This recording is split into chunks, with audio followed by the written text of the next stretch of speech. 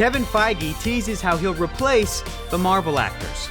With Avengers Infinity War finally out on digital, the top brass at Marvel Studios are hitting the press circuit again, and with that, we're getting a few hints and tidbits about the future of the Marvel Cinematic Universe. In fact, just this week, Marvel Studios head honcho Kevin Feige gave us a huge hint about where many of the MCU's characters are heading in the news-breaking publication, The Costco Connection.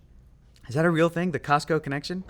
What exactly is it that they do? That's right. He didn't give this scoop to Variety or The Hollywood Reporter or Vanity Fair. The source for today's Nerdist news is the magazine for the chain store where people buy bulk amounts of mustard.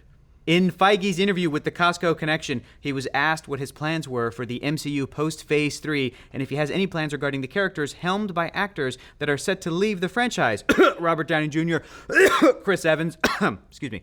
To which he said, "That's what we can look to in the comics, and that's why these characters are so relevant. I talk about 10 years of movies, but it's 50 plus years of comics, and they're just as relevant and popular, and that's because they do get updated. They do change with the times. I have no doubt that all of our actors who are in peak physical shape have got another 50 years in them to be heroes." I agree, Kevin.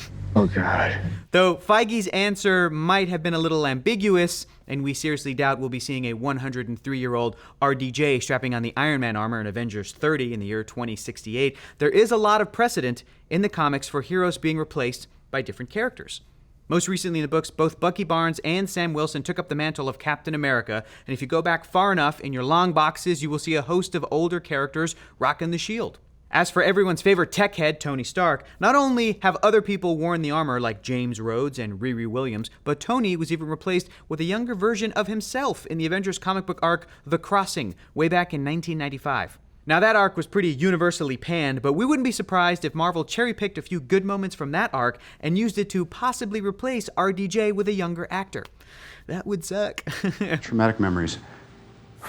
Look, heroes get replaced all the time, and if Tony Stark or Steve Rogers bite the big one in Avengers 4, that doesn't necessarily mean we'll never see Iron Man or Captain America ever again. All that said, Feige doesn't seem too worried about this right now. In his interview with the Costco Connection, seriously?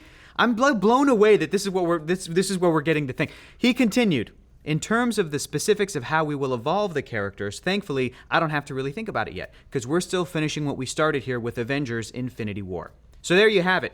He'll worry about it after Avengers 4 comes out in 2019. And that makes a ton of sense. Avengers 4 will not only have to close out Phase 3, but also need to pay off the snapshot that erased half of all life in the universe at the end of Infinity War. So the next big Marvel team-up is going to be a massive game changer when it comes to the future of the MCU.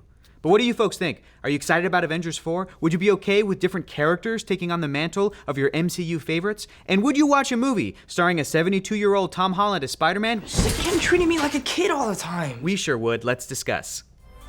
Be sure to like, subscribe, and mash that little bell to get notified every time we drop a video or go live with a show. And hey, have you checked out What the Friday? It's our pop culture week in review breakdown where we discuss, debate, and then get too heated over trivia. That's certainly what I do. You can check it out Fridays at 1 p.m. Pacific on projectalpha.com. And if you miss it live, you can always check out the podcast version on iTunes, Spotify, and wherever fine podcasts are found.